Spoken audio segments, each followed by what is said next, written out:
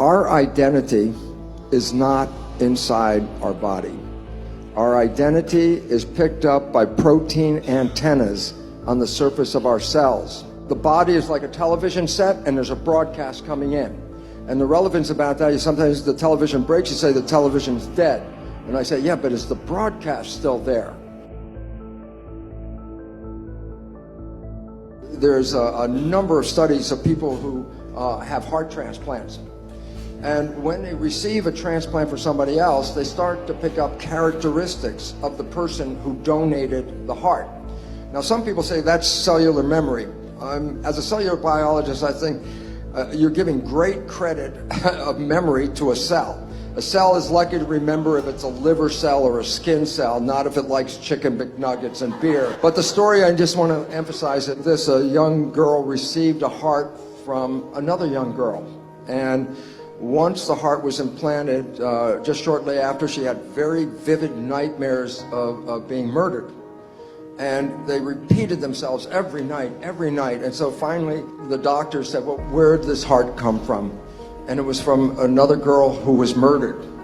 And the relevance about that was the nightmares were so vivid that when the police questioned her about what she had seen, they were able to catch the killer. The point was, the heart cells are still having the self antennas of the person who has died. And so as long as the heart was still present, it was downloading the identity into that heart. And the relevance is, yes, the girl's dead, but she's still there. Why? Because if the heart has the receptors, it still shows that there's a source that's feeding this individual person. Between all this particular data, it is profoundly important to understand the nature of some quantum physics, energy fields, and identity, and that we are not in this body. We are being broadcast to this body. As a scientist, and not spiritual for 40 some years, and then in 1 minute after understanding the nature of the membrane, it's like 2 + 2 is 4.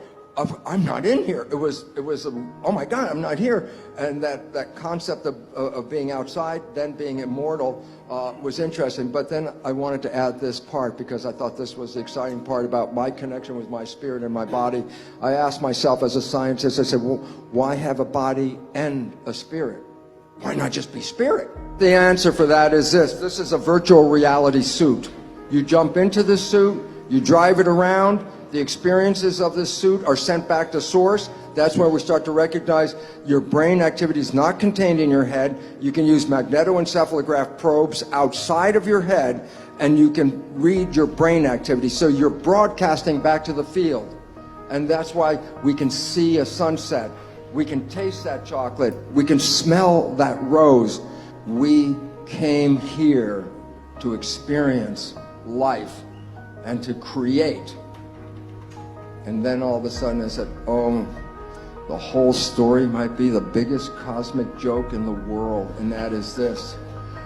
We have been told that when we die, if we did a good job on planet Earth, we can go to heaven. I would like to suggest something. You were born into heaven. This is where you came to create. This is where you came to experience. If you don't like the creation, the significance is we're not living our lives, we're living the lives of programs. And if you don't like the program, the new biology is the one that says you can rewrite it. And if you rewrite it to make your creation not the one you bought as the creation, you will manifest heaven on earth. You will wake up every day with the glory of being in the most spectacular planet and the ability to create life. And that's what the joy is all about. What would happen if you stopped playing the program? And the answer is so wonderful because all of you have taken that red pill at some point, and that was when you fell deeply in love with somebody. And I said, what was happening when you fell deeply in love? And I say, for the first time in your life, you stopped thinking because everything you wanted is now right in front of your face. And when you stop thinking and you become what is called mindful, then you are in absolute control. I say, look, your life could suck every day until you met this person, and then heaven. In 24 hours, later, you can experience heaven. And what was the difference? You stopped thinking and started being present. And so it becomes important, if you want to transform, then you stay present and you repeat what you like, and repetition is what will reprogram your subconscious. So as long as you stop the old talk, put in what you want, and repeat what you want, you have an opportunity to rewrite any program in your life.